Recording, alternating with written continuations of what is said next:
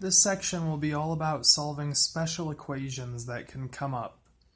So, the first type of special equation we can come across is whenever we're dealing with rational exponents, meaning a fractional exponent. So we'll first introduce this fact to explain how to handle that.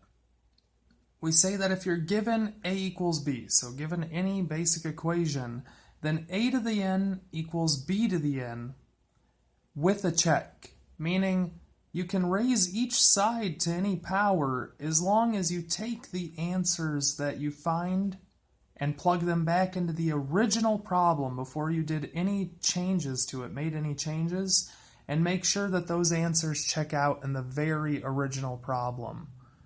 So, let's go ahead and try this one out.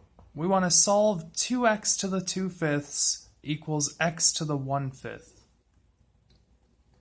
So the first thing we have to do here is decide what power we want to raise both sides by.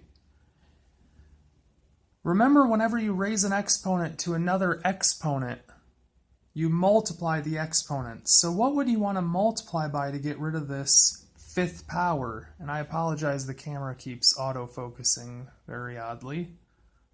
So we want to raise each side by the fifth power. We want to raise each side with a fifth power, and doing this will cancel out these rational exponents. 2/5 to the fifth power, when you multiply that, will just leave you with 2. And 1/5 to the fifth power, when you multiply it, will leave you with 1. So, from here, we distribute this exponent of 5. Because we are multiplying, the exponent gets distributed to each term. So 2 to the 5th will give us 32. And then x to the 2/5 to the 5th, we said we'll multiply together to give us x squared. And that's equal to x to the 1/5 to the 5th. When we multiply those, we said we'd get 1. So x to the first power is just x. And now from here, we just want to solve this like a normal quadratic equation, which we can do by factoring. It's tempting to want to just divide by x at this point, but remember, whenever you divide by a variable, there's a chance you could be dividing by 0, which we cannot risk doing.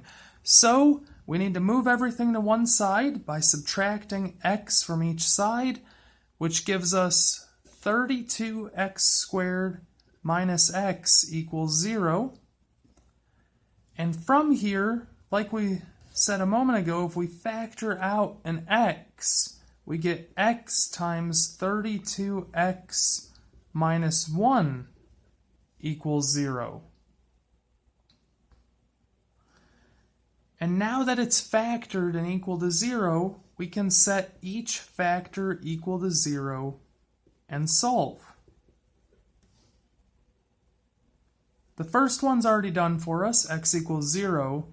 The second one, we need to add 1 to each side, which gives us 32x equals 1, and divide each side by 32 to get x equals 1/32. But remember, the check is absolutely required for these problems. There is a very good chance that one or both of the solutions, that is, will not work when we plug it back into the very original problem. So we're going to start by plugging in 0.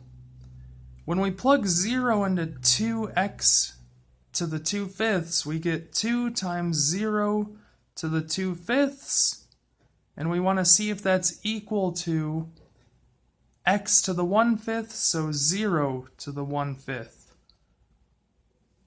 0 to the 2/5 is just 0, times 2 is 0, and we want to see if that's equal to 0 to the 1/5. Well, 0 to the 1/5 is just 0, so it checks out. Now we'll do the same thing for 1/32. So our second check, we have 2 times 1/32 to the 2/5.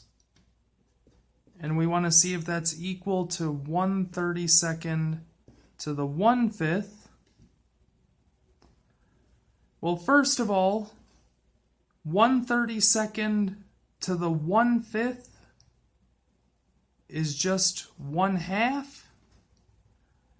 And then we still have that square there. We're just taking the exponent denominator first, then numerator.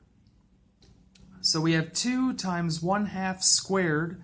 We've taken care of this denominator of 5 now. And we just said 1/32 to the 1/5 is 1/2.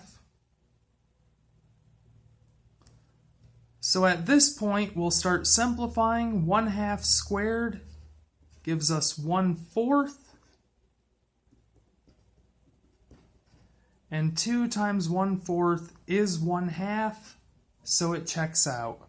Both of our answers are correct, so x equals 0 and x equals 1/32 are the correct answers to the original problem.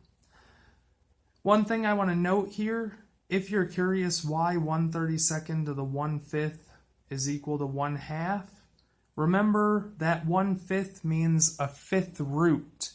So what number times itself 5 times gives you 1/32? That's 1/2, because 2 to the 5th is equal to 32. Then 1/2 to the 5th is equal to 1/32. Okay, so from here, go ahead and take a moment. Try to solve this next problem. 3x to the 1/4 equals x to the 1/2. All right, so trying this together, hopefully when you did this, you raised each side to the 4th power. We use 4th power because although you only need a square to cancel off this 1/2 exponent, you need a 4th power to cancel off this 1/4. Otherwise, if you squared each side, you'd still end up with a 1/2 as an exponent, which we don't want to work with. So we distribute the 4 because we're multiplying this 3x to the 1/4. 3 to the 4th is 3 times itself 4 times. That gives us 81. X to the 1/4 to the 4th power, we multiply them. 1/4 times 4 is just 1, so we get 81x. And that's equal to x to the 1/2 to the 4th. Again, we multiply them. 1/2 times 4 is 2, so we get it equals x squared. And now from here, just like last time, remember we cannot divide by x, so we have to move everything to one side. We're going to go ahead and subtract 81x from each side to get 0 equals x squared minus 81x. And now this allows us to factor. We factor out an x that's common between our terms, which gives us 0 equals x times x squared. When you factor out an x, you're left with x, minus 81 when you factor out an x, you're left with 81. So setting each of these equal to 0, we get x equals 0, and x minus 81 equals 0. Adding 81 to each side, we get x equals 81. So our two possible answers right now are x equals 0 and x equals 81. But remember, they are not guaranteed to work until we check them. So we go back to the original problem. 3x to the 1/4 equals x to the 1/2.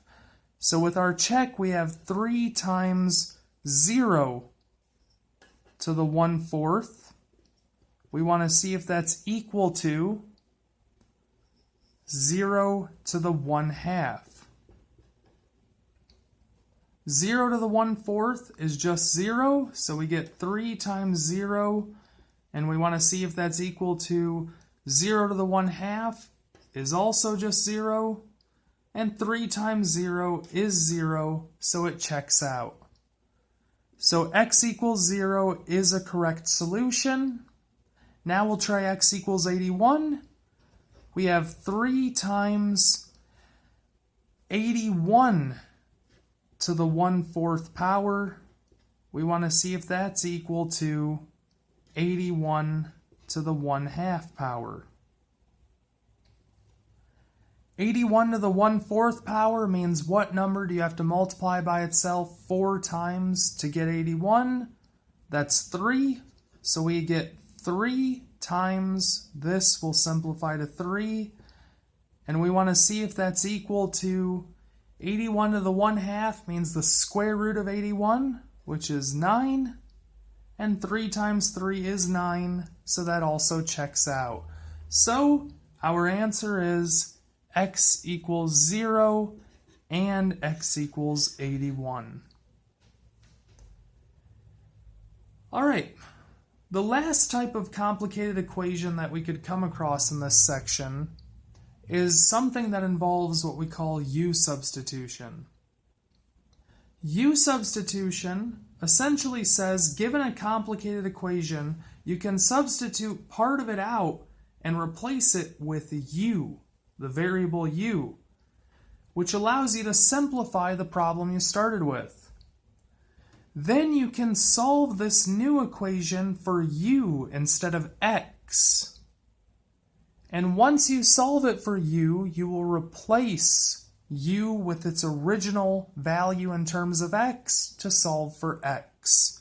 It seems a bit odd, but basically we're changing the problem into something we've done before and then solving for whatever we substituted into the problem originally. So the main part of these problems is always trying to figure out what u is. We'll try the first one together, and then I'd like you to pause the video and try the second one. So for this first one, looking at this problem, x to the 4th minus 8x squared minus 9 equals 0. We haven't dealt with solving a problem like x to the 4th. That's a bit complicated, so how can we manage that? Well, instead of solving x to the 4th, what if we could change it to x squared? Notice our middle term is x squared instead of x like we normally work with. We normally have something of the form x squared minus 8x minus 9. So we need to perform a u substitution. We need to say, let u equal x squared. If u equals x squared, then going back to this problem, we get u squared instead of x to the 4th minus 8u instead of x squared minus 9 equals 0. And from here, if we wanted to solve this problem, then we would just factor and set each factor equal to 0.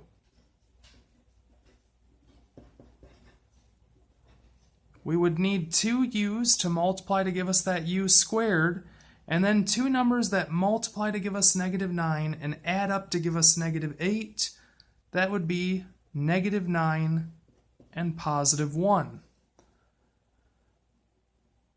So with that, we'll set each factor equal to 0. U minus 9 equals 0. U plus 1 equals 0. And again, I very much apologize that the camera keeps autofocusing like this. Solving for each u, we'll add 9 to each side. We'll subtract 1 from each side, which gives us u equals 9 and u equals negative 1. And normally this would be the part where we could stop and say the answer is found, but remember we weren't solving for u, we were solving for x, so now we plug x back in. We're going to plug x squared in for each of these equations where u originally was. And now to solve for x, I'm going to rewrite this over here.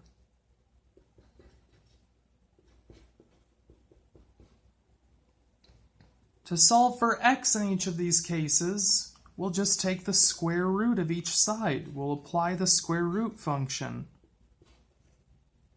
So that gives us x equals plus or minus 3. Remember, you always need a plus or minus when you take the square root of each side.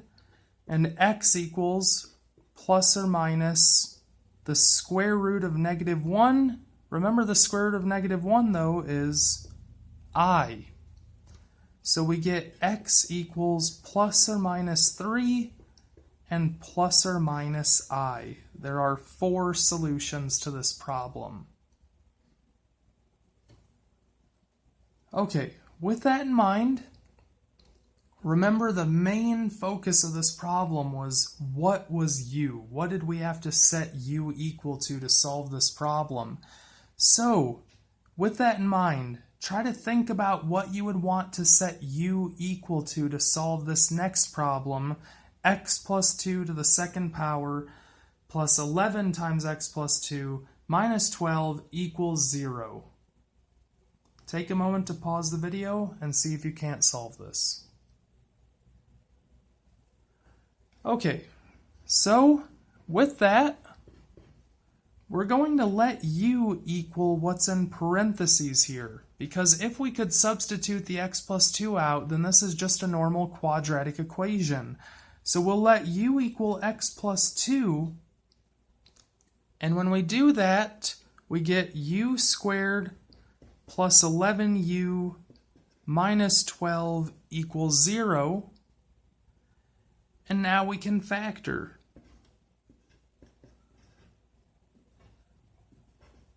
We need two numbers that multiply to give us negative 12 and add up to give us 11. That's plus 12 and minus 1. And now setting each factor equal to 0,